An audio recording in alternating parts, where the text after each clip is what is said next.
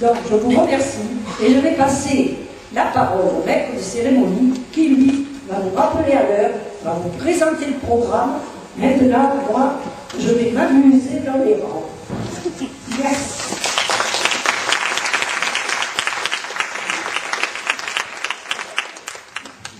Ça marche bien. Bon, ben écoutez, tout d'abord, je vous remercie d'être venus si nombreux.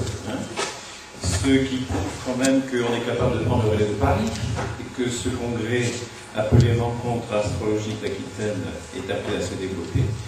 Et j'ai eu la curiosité de regarder d'abord le thème d'ouverture du colloque. Je l'avais fait, Tu l'avais fait, toi. Choisi. Et bien ensuite, il est bien construit parce qu'on a un ascendant en cancer, donc c'est quand même ici assez familial. Beaucoup d'entre nous sont des amis, se rencontrent régulièrement et travaillent ensemble aussi. Nous avons un bel ramus angulaire au milieu du ciel, donc ce qui veut dire que le programme est assez éclectique. Il y en a un peu pour tous les goûts, vous allez voir, je vous en parlerai. Et puis également un Mercure en taureau, bien aspecté, qui prouve qu'on va aller en profondeur au niveau du sujet. Et la Lune est sur le point d'entrer en Vierge, ce qui veut dire que travail sérieux, approfondi jusque dans les détails. Voilà. Alors, il y a quelque chose aussi d'intéressant, c'est que nous avons une conjonction Mars-Vénus en Bélier, donc ça veut dire que les sujets ne vont pas laisser indifférents. Il peut y avoir des réactions, parfois un peu passionnées, enfin ça fait partie du jeu aussi. Et mieux vaut des rencontres dynamiques que des rencontres possibles. Voilà. Alors, le programme, eh bien, ça va débuter à 10h. Oui, voilà, un petit retard de 5 minutes, avec Martine Barbeau qui vous parlera des clés d'interprétation. Jusqu'à 10h55 environ, puis petite pause à 11h15 jusqu'à 11h55, Denis Labouré, qu'on présente bien sûr, ainsi que Martine, nous parlera des 4 éléments, puis pause repas jusqu'à 13h30. On reprend l'après-midi avec une petite surprise que j'appelle le trou dormant astrologique, vous verrez, j'espère que ça vous plaira. Ça sera court, ça durera une demi-heure jusqu'à 14h, 14h10. De 14h à 14h50, Jean Delarche nous parlera de l'astéroïde Cérès, alors le thème de Sœur Emmanuel, décédé récemment. Puis de 15h05 à 15h55, Adrian Rotz nous parlera des étapes du développement de l'enfant par la symbolique astrologique. Alors ça intéresse particulièrement les professeurs, aussi les enseignants de tout poil. Et nous terminerons de 16h05 à 16h55, Emmanuel Leroy nous fera part d'un sujet quand même intéressant, parce que ce n'est pas tout d'interpréter, il faut savoir conduire aussi par rapport au consultant. Il nous parlera des observations et réflexions sur la conduite d'une consultation notamment réussie. Et enfin, pour clôturer la rencontre, de 17h20 à 17h50, une table ronde, ça vous savez c'est habituel, c'est un peu habituel, une table ronde entre les intervenants. Voilà. Et la petite sangria. Et la petite sangria à 18h pour clôturer en beauté notre rencontre. Voilà. Donc je vais appeler Martine. Martine. Je vais présenter vous-même. Toujours première, on est sûr de ne pas se tromper. Voilà. Toujours fidèle, Martine. Hein? Même sur les derniers moments. Ça compte, il n'y en a pas beaucoup. C'est comme ça. Bon, Martine, on ne la présente pas, hein. Bien Non. sûr, vous la connaissez. Hein? Ici de l'illustre lignée des Barbeaux. Nièce d'André Darmand. Alors, Martine n'a pas commencé d'abord par être astrologue. Hein. Elle a fait ses études de psychomotricité. On aurait pu mettre une main. Oui. C'est à mon image. Et donc, elle était psycho-rééducatrice, tout d'abord, jusqu'en 1977. Et en même temps, elle s'intéressait déjà beaucoup à l'astrologie, sous la houlette de ses oncles. Et elle utilisait l'astrologie notamment pour étudier les thèmes de certains des enfants handicapés, pour faire un travail de fond. Et puis, l'astrologie l'a prise. Hein. Et elle dit ceci: je commence à donner des cours à Paris d'abord, puis à Marseille de 84 à 88. C'est à ce moment que je m'ouvre à la numérologie et j'observe avec émerveillement les nombreux points qui relient astrologie et numérologie. Curieusement, mes premiers ouvrages furent sur la numérologie, suivis de plusieurs autres sur l'astrologie. Bon. Après, elle enseigne à Agapé de 1991 à 2000, aux côtés de Solange Malinel, diplôme. Et depuis quelques années, elle collabore avec Catherine Gestas au sein de l'association Source dans le domaine transgénérationnel. Voilà. Nous effectuons des recherches dans le champ de l'astropsychologie généalogie qui ont abouti à l'édition d'un ouvrage sur la mémoire ancestrale en 2006. Et donc, il y a d'autres travaux qui sont prévus dans l'avenir, toujours sur le même thème, à propos de la fratrie, la paternité, la maternité dans l'arbre généalogique. Voilà. Donc, certaines situations qui sont plus ou moins faciles à vivre. Donc la maternité est quelque chose qui a inspiré énormément. Il n'y a qu'à voir le culte des déesses mères qui ont été extrêmement importants, que ce soit Isis, Déméter, Ishtar, et on passe, vous le voyez. Et en plus, c'est vrai qu'à cette époque, le père, l'homme, le spermato, n'existait pas. C'est pour ça qu'il y avait une déification de cette maternité qui était un phénomène mystérieux. Donc la fécondité a été représentée par les cornes de la vache, Aditi au pied gonflé dans l'iconographie indienne, la chèvre amaltée, celle qui a nourri le petit Zeus là, quand sa mère l'a rapté à la dévoration paternelle. Et cette maternité aussi a été représentée par la lune, par le croissant lunaire. Et on le voit avec les S10, Artemis. Mais la maternité est toujours quelque chose de marquant, on pourrait dire de crucial dans la vie d'une femme. C'est un grand passage de transformation, de métamorphose, qui l'a fait passer de l'état d'adolescent à l'état d'adulte, qui l'a fait passer de l'état de fille à l'état de mère. Est-ce pour autant un passage idyllique? Est-ce pour autant que les rondeurs de la grossesse vont de pair avec un mental, un psychique aussi cool, détendu, heureux? Ben, pas toujours. Pas toujours, justement, c'est ce dont je vais vous parler aujourd'hui. Il y a des situations qui sont des situations tout à fait particulières. On en voit beaucoup aujourd'hui dans les médias, ne serait-ce que les enfants congènes, par exemple. C'est-à-dire que ce phénomène de la grossesse fait rejaillir, fait revivre de la nuit des temps, et je dirais de la toute petite enfance, des émotions, des sensations qui sont plus ou moins agréables. C'est-à-dire que c'est le plus souvent inconsciemment que la femme va ressentir des choses, des paniques quelquefois, qui sont complètement irrationnelles, des phénomènes compulsifs, anarchiques, qui les troublent, qui les dérangent, qui leur échappent. C'est un petit peu comme si ces femmes étaient envoûtées. C'est un terme que j'entends souvent. Donc, plus la situation de la petite enfance, plus la situation de la propre mère de la femme qui est enceinte. Comment s'est passée cette grossesse de la mère? Comment s'est passé les premiers jours aussi chez cette femme? C'est tout ça qui va revenir et la frapper de plein fouet, on pourrait dire. Et quelquefois, c'est un véritable cauchemar pour elle.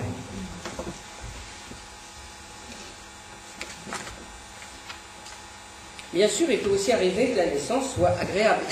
Il ne faut quand même pas oublier les choses agréables, mais bon, comme on dit, les gens heureux n'ont pas d'histoire, donc les situations agréables sont beaucoup moins caractéristiques, par exemple, beaucoup moins impressionnantes que les situations que nous rencontrons, que certaines femmes viennent en consultation et déjà au téléphone, c'est la panique, c'est je suis enceinte et je ne sais pas ce qui m'arrive,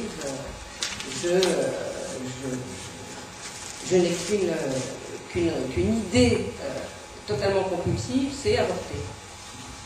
Et quelquefois, ça va plus loin que la simple histoire de la petite enfance. Des fois, ça va plus loin dans l'histoire, justement, transgénérationnelle. Je ne sais pas si j'ai raconté cette histoire, j'ai déjà raconté parce qu'elle m'a terriblement troublée. Là, c'est une histoire transgénérationnelle d'une femme qui, justement, est enceinte de 5 mois et elle m'appelle complètement paniquée en me disant qu'elle ne sait pas ce qui lui arrive, que très logiquement, c'est de la folie pure, à moins qu'elle soit envoûtée, parce qu'elle est donc enceinte de 5 mois et elle veut avorter. Elle a cette idée, il faut que j'avorte. Or, cet enfant, elle le veut. Elle a un conjoint qui est tout à fait heureux d'être père et elle ne comprend pas ce qui lui arrive. Donc, quand j'entends ça, déjà, je me dis bien évidemment, c'est une histoire psychologique qu'il va falloir décrypter. Et nous, astrologues, nous avons cette chance d'avoir une carte du ciel qui va nous parler. Enfin, il faut l'espérer, en tout cas. Et donc, quand j'ai entendu ça, je me suis dit, bon, ben, c'est certainement une histoire. On retrouve quelquefois ce type de situation qui est somme toute assez courante, hein, dans le cas d'une pratique. Et l'aspect caractéristique qui se retrouve, c'est l'aspect d'une Pluton. Chez une femme, justement, l'association maternité, lune, féminité, maternité, Pluton et de la mort. Ce lien explique que déjà au niveau de la mère, dans quelles conditions a-t-elle accouché? Est-ce qu'elle perdait sa propre mère, vivait la mort en même temps que voulait-elle avorter? Cas très caractéristique, si je pouvais avorter, manque de peau, j'ai raté. Et puis on oublie tout parce qu'à la naissance, finalement, on est tout à fait ravis d'avoir cet enfant. Et tout ça est oublié, mais c'est pas oublié au niveau de l'inconscient. Et donc la femme, quand elle va devenir mère, alors qu'elle le veut, tout d'un coup, même si elle ne panique pas, même si elle n'a pas ses signes avant-coureurs, quelquefois, tout simplement, elle fait une fausse couche. Puis des fausses couches, souvent vers 6-7 mois, qui ne sont pas une fausse couche du premier mois, qui sont classiques.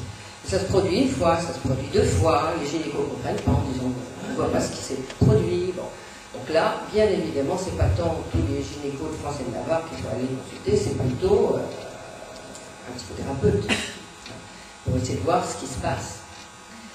Mais des fois, c'est une histoire transgénérationnelle, et donc la personne qui m'avait téléphoné, quand j'ai regardé son thème, j'avais vu une lune en maison 12 dans le signe du Scorpion, en conjonction d'une sud. Justement, l'axe des nœuds lunaires dans le transgénérationnel me paraît toujours très significatif, et le sud correspondant aux histoires, justement, de la lignée maternelle, si la lune est conjointe au sud, qu'il y a quelque chose à gratter de ce côté-là. Le Scorpion est déjà un petit peu teinté, surtout que cette lune en Scorpion était carrée plutôt en 4. Donc, pour moi, elle me dit, j'ai fait 2 avortements quasiment la même année, entre 18 et 19 ans. Mais elle dit, c'est normal à l'époque, enfin c'est normal, n'empêche que cette femme pouvait avoir une méthode contraceptive. Donc 2, déjà, c'est un peu beaucoup, dans la même année, 18 ans, 19 ans. Il n'y avait pas de père, donc elle dit, c'est normal, j'ai avorté, c'est tout à fait normal. Maintenant, ça n'est pas normal. 36 ans, 35 ans, 36 ans. 2e cycle des nœuds lunaires, qui reviennent sur la lune en 12, c'est-à-dire dring dring, le petit signal, le petit inconscient qui revient. Et donc, je lui dis, écoutez, il va falloir gratter l'histoire transgénérationnelle. Vous revenez dans tout le temps, vous donnez le thème de la mère, de la grand-mère. Je suis persuadée que ça, c'est une histoire qui appartient à une des mères, grand-mères ou arrière-grand-mères. Pas mère, mais grand-mère, arrière-grand-mère. Et donc, elle revient avec les thèmes, et je vois immédiatement le thème de la grand-mère scotché, les nœuds lunaires confondus, et la lune en Scorpion aussi. Alors, et dans le thème de la grand-mère, il y avait en plus le maître de la maison 8 en 5, le maître de la maison 5 en 8, c'est-à-dire enfant, mort, lié. Je me suis dit, votre grand-mère a perdu probablement un enfant. Elle a peut-être... elle me dit, mais écoutez, j'en ai parlé à ma mère, justement, comme vous m'avez mis l'accent là-dessus, et non, il n'y a pas Il n'y a pas de ça. Ma grand-mère maternelle a eu 3 enfants, elle s'est mariée, elle n'a pas perdu d'enfants, elle n'a pas avorté. Alors je dis, le propre d'un secret famille, c'est que c'est un secret. Donc elle était née à Pouermec, quelque chose comme ça en Bretagne. Je lui dis, écoutez, si vous voulez savoir, allez dans le village de la grand-mère, il y aura bien des gens dans le petit village qui sauront, etc. Elle me téléphone de là-bas, complètement interpellée, en me disant, bah, écoutez, ce que je viens d'apprendre, c'est que ma grand-mère, en fait, à 18 ans, c'est aussi site des luminaires, a été enceinte, mais évidemment c'était pas bien. Donc elle est partie un peu plus loin, elle a accouché sous X et elle a abandonné cet enfant. Et personne ne le savait.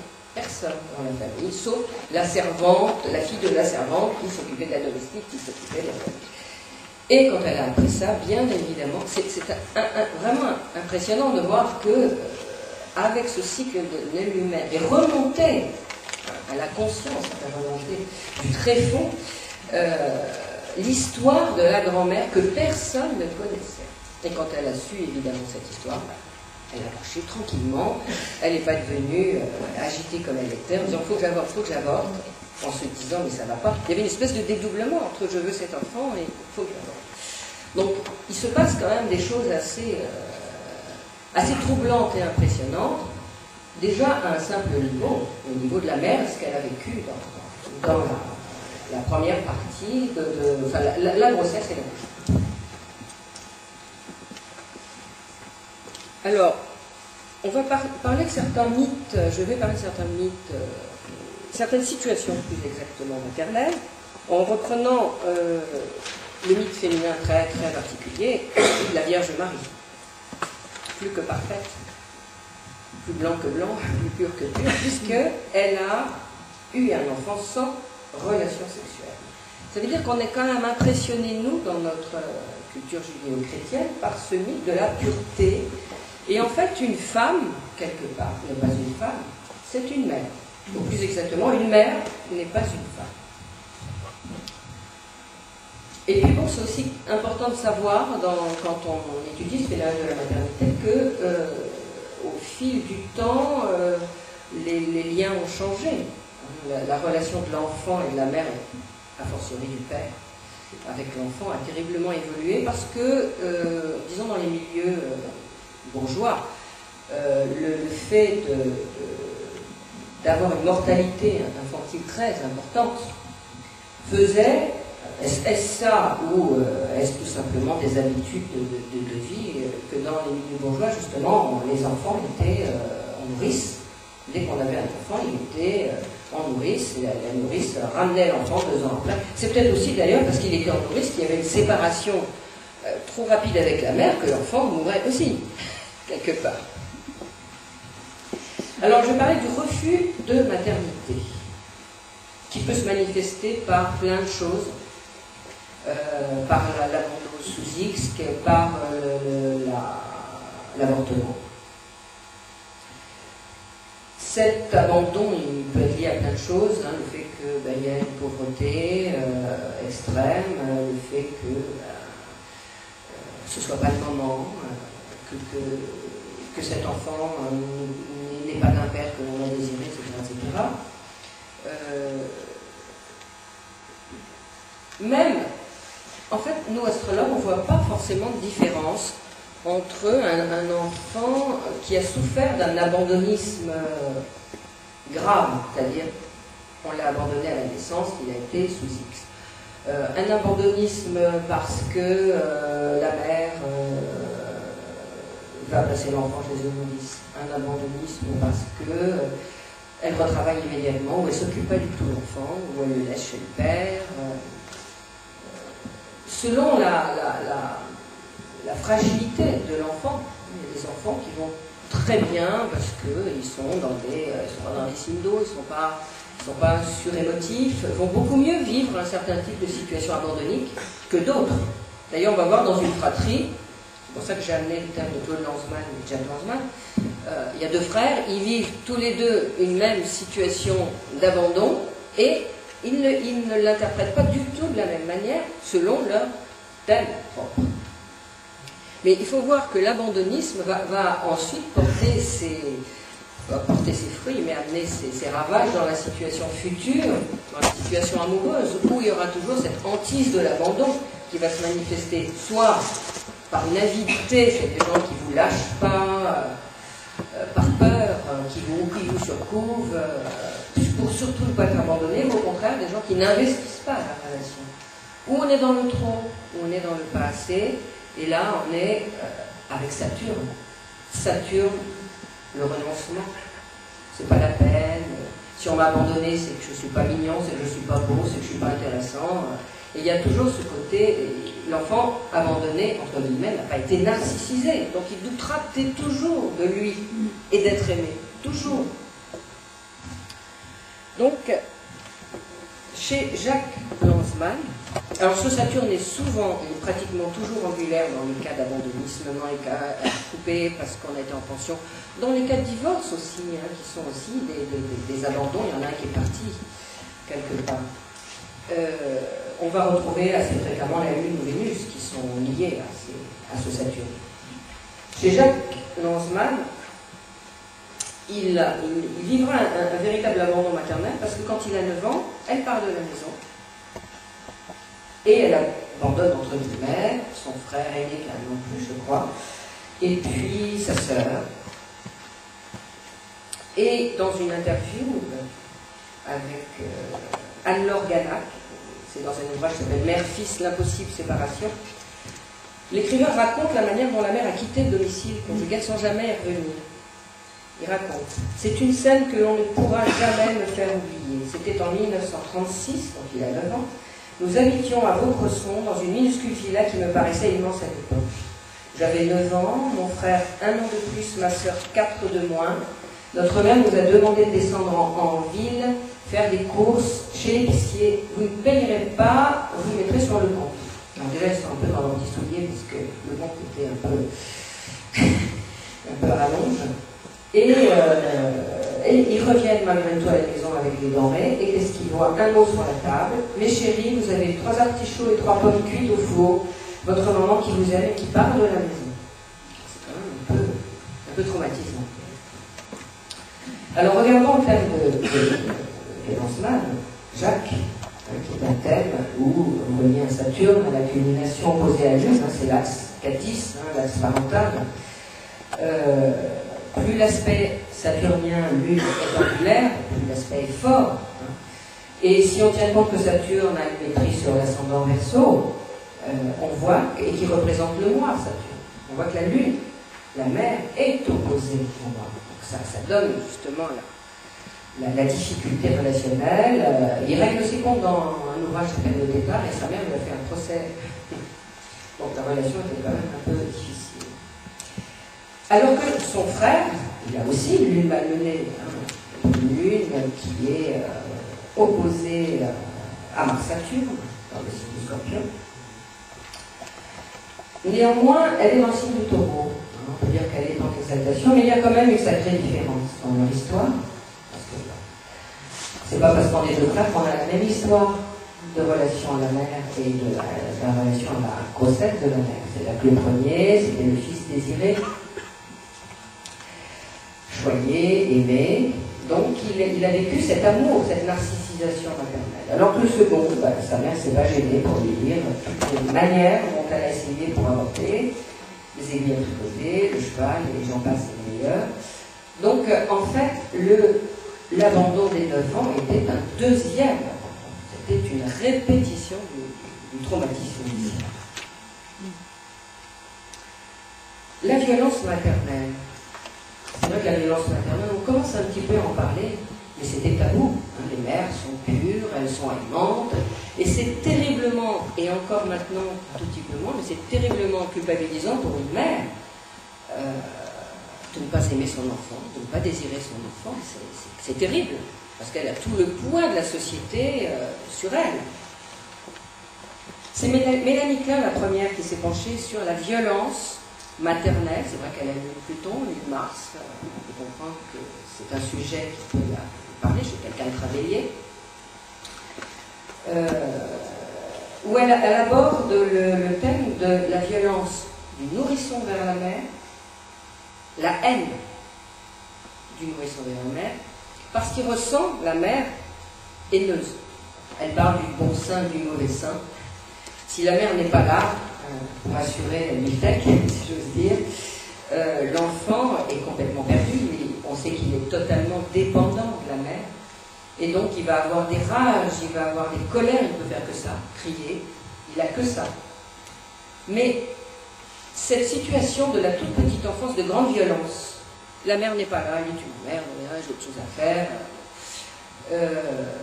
l'enfant l'a intériorisé, le bébé l'a intériorisé, et c'est comme ça qu'on va voir plus tard, dans des relations avec des femmes, des hommes qui battent, qui tuent, qui deviennent fous.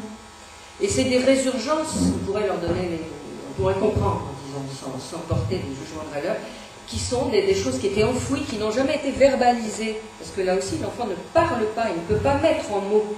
Et donc, c'est toujours beaucoup plus dur, ça laisse toujours des traces plus profondes. C'est très archaïque comme situation, mais ça revient, justement, ça revient à un moment où justement la femme de l'homme le quitte, est ailleurs, n'est pas là, ne correspond pas au désir, et on est dans ce type de situation. Alors j'ai amené le terme d'Hervé Bazin, c'est plus soft que ce que je viens de vous dire, mais on connaît l'histoire du père au point de Folcoche, petit diminutif sympa qui donne à sa mère, parce que folle, cochonne. Et c'est une relation véritablement de haine. On est dans des tableaux très plutoniens. Lui, il a une lune en conjonction de lune noire. C'est une lune angulaire. Une lune angulaire dans un thème, on ne peut pas interpréter ce thème sans connaître la relation à la mère. Parce qu'elle est déterminante, en bien, en mal, mais elle est omniprésente et elle va laisser des traces forcément sur la vie future. Donc cette lune est angulaire, fin de maison 6, en conjonction de la lune noire, et elle s'oppose à Saturne, et elle s'oppose à Mercure, le maître d'ascendant, un peu comme chez Lanzmann, Jacques. Le maître d'ascendant est opposé à la lune. La lune est au descendant, elle est opposée à l'ascendant. Ça, c'est des situations toujours de, il y a la mère par là, il y a moi là, on est aux antipodes. Ça n'est jamais facile. Alors que quand la lune est conjointe à l'ascendant, conjointe au maître d'ascendant, là, il y a fusion, au contraire. C'est pas forcément bien, d'ailleurs. C'est ni bien ni mal, c'est trop. Maintenant, je vais parler d'un sujet un peu plus compliqué et plus dur, dont on parle maintenant, c'est justement dans la mère, on pourrait dire dénaturée, l'infanticide, et puis le déni de grossesse, le déni de maternité. C'est très à la mode, si on peut dire, on en parle beaucoup maintenant. De tout temps, il a existé des femmes qui ne voulaient pas d'enfants, c'est sûr, et qu'il y a toujours eu les techniques abortives qui existent depuis l'Antiquité. On pourrait penser que la contraception a changé les donnes, mais pas toujours. J'ai même vu des gynécologues se trouver enceintes parce qu'une journée, elles n'ont pas pris la pilule. Ça peut arriver, même avec les méthodes contraceptives. Donc à l'époque, au Moyen-Âge, quand on ne voulait pas d'enfant, on l'abandonnait, on mettait devant les paris de l'église, et souvent des gens qui les adoptaient. D'ailleurs, en 1687, Bossuet, dans ses sermons, signalait que vouloir éviter d'avoir des enfants est un crime abominable. Qu'est-ce qu'il dirait maintenant s'il apprenait que l'infanticide existe? L'infanticide existe aujourd'hui, surtout particulièrement dans certains pays comme en Inde et en Chine, où on préfère des garçons. On sait qu'en Chine, bientôt, il va y avoir une carence de filles. Ça commence à devenir problématique. Et je trouve il était un peu moins sympathique, puisqu'il y a un proverbe tibétain, un proverbe ou un aphorisme qui dit « Les filles ne valent pas mieux que les corbeaux ». Alors, un écrivain britannique qui s'appelle George Eliot, qui est une femme, a abordé le thème dans un ouvrage dans son roman Adam Bed, où elle relate l'histoire d'une jeune servante séduite par un gros de province et qui se retrouve enceinte. Et elle décrit tout à fait l'état de confusion, de trouble qui est le sien face à cet enfant qu'elle n'a pas du tout désiré. Sa description du personnage traduit, j'ai pas l'heure de cet écrivain, donc j'ai mis une position planétaire pour midi, ce qui fait que la Lune peut très bien être en Capricorne. Et qu'elle soit Capricorne en Verseau, on n'est quand même pas dans les signes les plus féminins qui soient. On sait que la Lune est en exil dans le signe de Capricorne, et que les lunes Capricorne sont plus politiques que maternelles, bien qu'il y ait des femmes maternelles malgré tout. Et la Lune Verseau est plus féministe que féminine maternelle. Donc cette Lune, elle est à l'opposition de Mars et de la Lune noire. Voilà ce qu'elle raconte via son personnage féminin. Je ne sais pas ce que je ressentais pour l'enfant. J'avais l'air de la haïr.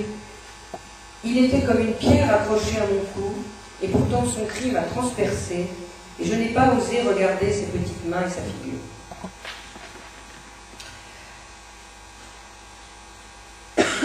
Dans l'infanticide, on pense, ça aussi a existé, vous pensez à Médée, hein, la fameuse Médée dans la mythologie, qui, lorsque Jason était allé voir ailleurs, folle furieuse, a tué leurs enfants réciproques par punition. Et là, j'ai amené le thème de Christine Villemin, qui est toujours un thème qui nous laisse perplexes, comme le thème neptunien. Hein. Quand on a Neptune comme dominante, comme angularité, on est toujours face au mystère et on n'en fait pas le tour. Et dans les histoires de criminalité, dans les histoires de même en médecine, je veux dire, c'est des gens où on ne trouve pas quelle est l'origine du problème. Là, avec Christine Villemin, il y a des experts qui vont dire elle est coupable, il y en a d'autres qui vont dire elle n'est pas coupable. Ça dépend des jours, Neptune, ça dépend du courant marin. Et Marguerite Duras, j'ai trouvé intéressant de comparer leurs thèmes. Parce que l'histoire est arrivée en 1985 et Marguerite Duras a publié, elle était journaliste à Libération à l'époque, et elle a publié un article sur l'affaire Villemin. Pour rappeler l'histoire, c'est le petit Grégory Villemin qui est retrouvé noyé dans la Vologne, et a priori, on a tous pensé que c'était dans la baignoire. Et donc l'affaire va venir en haleine pendant des mois et des mois. Et Christine Villemin, Marguerite Duras devait enquêter et quand elle est envoyée sur les lieux du crime, entre guillemets, elle est frappée par l'absolue conviction que Christine Villemin est coupable. Elle en est absolument persuadée. C'est vrai qu'avec sa nature très neptunienne, Duras, sa conjonction Lune-Mars-Neptune, est une conjonction de surémotivité, puis ça peut lui donner des flashs, ça peut lui donner des éclairs de médiumnité, hein. Mais ça peut lui donner aussi une projection dans l'histoire, comme beaucoup de Neptuniens qui s'identifient complètement à des personnages. Elle s'est peut-être totalement identifiée à Christine Villemin, elle s'est peut-être projetée. Nous, astrologues, nous ne sommes pas toujours, nous ne sommes pas capables, en tout cas moi personnellement, de vous dire si la personne est coupable ou non. Par contre, on peut voir au moment, le jour J, qu'est-ce qu'il y avait dans le ciel, dans quel état elle était, ce qui est déjà pas si mal. Ce qu'elle dit, Duras, elle dit, cette femme est criminelle, j'en suis sûre, mais sublime, forcément sublime. Vous osez dire une chose comme ça? Alors, quand on regarde leur thème, les points communs sont impressionnants. Déjà, Christine Villemin, prenons son thème, elle a cette opposition Mars-Neptune sur l'angle. Un aspect angulaire est toujours la dominante de ce thème. Le reste existe bien sûr, mais ça passe après. Donc c'est un peu une interprétation, hein, cet aspect relie deux planètes très très sensorielle, très instinctive. Et c'est un aspect qui me trouve beaucoup, Mars-Neptune. Parce que je l'ai vu, comme j'ai travaillé en milieu psychiatrique, je l'ai vu bien évidemment en psychiatrie, chez les gens un peu borderline, chez des gens, comme beaucoup de neptuniens, qui sont toujours à la frontière du dédoublement. Mr. Jekyll, Mr. Hyde est neptunien, avec d'autres choses, bien évidemment, ça va de soi. Et le Mars est une planète très forte, très réactive et très pulsionnelle. Et ce que j'ai retrouvé dans les aspects Mars-Neptune, quand il y a une conjonction Mars-Neptune dans le ciel, quand il y a un aspect Mars-Neptune dans le ciel, ça fait écho à la personne qui a cet aspect. Et c'est des moments où elle se sent habitée, elle se sent troublée, elle ne sait pas pourquoi. C'est le moment où les voyants ont leur flash, c'est le moment où elles entendent des voix, pourquoi pas. Où elles ressentent. Là, tout d'un coup, elles déconnectent, en quelque sorte, comme les neptuniens savent faire, avec ce que j'appellerais obnubilation mentale passagère. C'est-à-dire, sous le coup d'une émotion, on a disjoncté. On ne sait plus qui on est, où on est. J'avais une personne comme ça en consultation qui avait cet aspect angulaire comme ça, et elle venait avec un transit de Pluton dessus. Alors je me dis que elle devait être passablement troublée. Puis bon, je dirais comme beaucoup de Neptuniens, ils n'analysent pas. Donc elle n'était pas si troublée que ça. Simplement, elle me raconte que son fils avait fait 3 tentatives de suicide dans l'année, et que du coup, elle avait vu un psychiatre, et que le psychiatre en question, lui demandant, elle dit, j'avais l'impression que c'était la Gestapo. Il y avait une lumière, j'ai l'impression qu'on me faisait un interrogatoire. Et quand on dit comment vous vous appelez, elle a dit, je ne savais plus. Je ne savais plus comment je m'appelais, qui j'étais, où j'habitais, et ça a duré 10 minutes, un quart d'heure. Elle racontait ça en rigolant, comme si c'était... Ah ben oui, c'est vrai.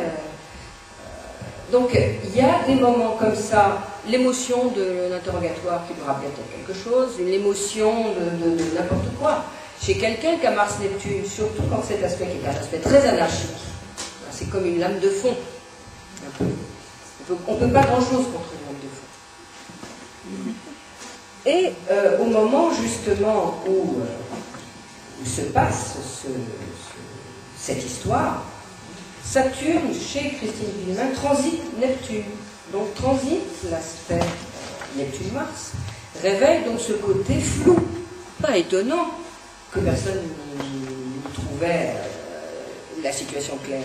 C'est évident, vous avez un transit de Neptune, vous êtes déjà vous-même dans votre labyrinthe intérieur, c'est sûr que les autres aussi. On a aussi des phases d'amnésie d'ailleurs dans les aspects Mars-Neptune. Un peu comme je vous disais, il y a des aspects qui peuvent être justement... J'ai voulu travailler sur l'amnésie, mais je n'ai pas eu suffisamment de cas. Je trouve que c'est un phénomène intéressant.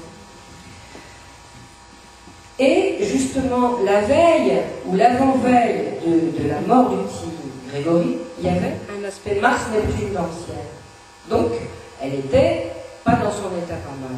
Il n'est pas impossible qu'elle ait fait quelque chose et qu'elle ait oublié. L'amnésie post-opératoire, post-traumatique est tout à fait possible. C'est un peu l'idée que j'ai, mais alors là, c'est simplement l'interprétation personnelle. Et Marguerite Duras, quand elle va en juillet 85 sur les lieux du crime entre guillemets, ça se passe avec une conjonction Soleil-Mars dans le signe du Cancer sur sa conjonction, le Mars-Neptune. Hop, elle est sûre que ça s'est passé de cette manière-là. Pourquoi? Qu'est-ce qu'ont en commun ces personnes? On pourrait dire c'est la mère et la fille, entre guillemets. En généalogie, l'axe des lunaires confondu, c'est, je répète un peu, l'histoire de la grand-mère, de l'arrière-grand-mère ou du grand-père, parce qu'on a les mêmes axes. Mais on peut aussi trouver une hérédité psychologique, une hérédité intellectuelle. Il y a des scientifiques,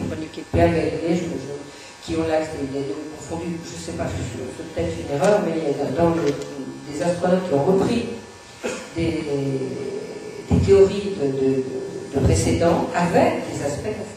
Ça leur parlait, leur histoire leur parle, même si elle n'est pas familiale. Donc elles sont toutes les deux cancériennes. Il y en a une qui a Soleil, Vénus, Mercure en cancer, l'autre c'est Lune, Mars, Neptune en cancer. Elles ont un même Saturne angulaire, c'est-à-dire une même carence affective, une même carence maternelle. On connaît l'histoire de Duras. Et cette importance de Neptune, Mars, qui les met en état, on pourrait dire, de plasticité émotionnelle très forte. Elles captent. Et elles réagissent très fort. Alors, un petit mot sur le déni de grossesse, qui est un phénomène tout à fait curieux. Tout à fait curieux parce qu'on peut se dire, mais comment la femme ne se rend pas compte qu'elle est enceinte?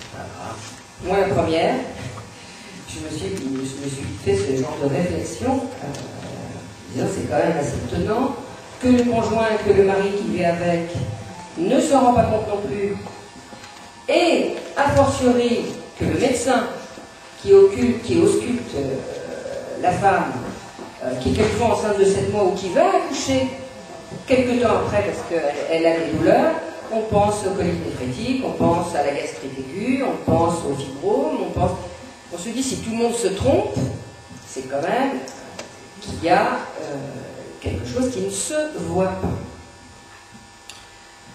Et qu'effectivement, ce qui est assez curieux, c'est... Alors j'ai lu un ouvrage que je trouve intéressant de Gaëlle Guadalec-Lévy, chez Stock, qui est « Je ne suis pas enceinte », l'ouvrage, où elle aborde justement ce curieux phénomène de déni de grossesse. Et elle dit que quand la grossesse n'est pas envisagée, n'est pas désirée, le bébé se fait tout petit. Il se fait tout petit. Elle dit... Un bébé, ça bouge, ça fait des canipettes, ça donne des coups de pied, ça entre en interaction avec le papa dès qu'il pose sa main sur le ventre. Oui, dans le monde merveilleux de la maternité assumée et revendiquée. Dans celui plus hésitant et plus trouble de la maternité zappée, d'une part, le fœtus bouge très peu, d'autre part, la mère va interpréter ses mouvements d'une façon différente. Elle parlera de ballonnement, de gaz, de gargouillis dans les intestins. Ce qui est amusant aussi, c'est que quand un médecin vient et se rend compte quand même qu'il y a une grossesse, que la personne est enceinte de 7 mois, qu'il dit « Madame, vous êtes enceinte », dans les heures qui suivent, le ventre devient important. Donc on est dans des phénomènes psychiques, on est dans des phénomènes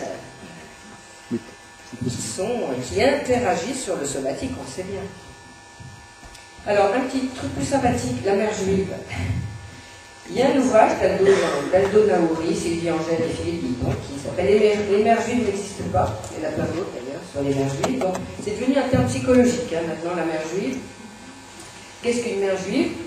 Il y en a beaucoup, sans doute. Dévouée, ingénieuse, aimante, prête au sacrifice, fortement impliquée dans son rôle, se mêlant de tout, toujours préoccupée de bien nourrir. Mange mon fils. Sorcière, angoissée, exigeante, infatigable, voilà les termes que l'on donne. En fait, elle est dans le trop. Elle est dans le trop. En astrologie, qu'est-ce qu'on va trouver? Des lunes chez les enfants, et chez les mères aussi, bien évidemment. Des lunes qui sont hypertrophiées, donc Jupiter est bien souvent là, ça ne suffit pas, il faut d'autres choses, bien évidemment. Se grève souvent Mars avec, la mère un peu castratrice, la mère Pluton, la mère qui a toujours peur qu'il arrive quelque chose à son enfant, la sollicitude anxieuse maternelle, dont parlait, j'ai oublié le nom du psychologue, du psychanalyste, ça me reviendra, pas grave. Donc, on pourrait dire, la mère juive n'est pas typiquement une femme, c'est avant tout une mère.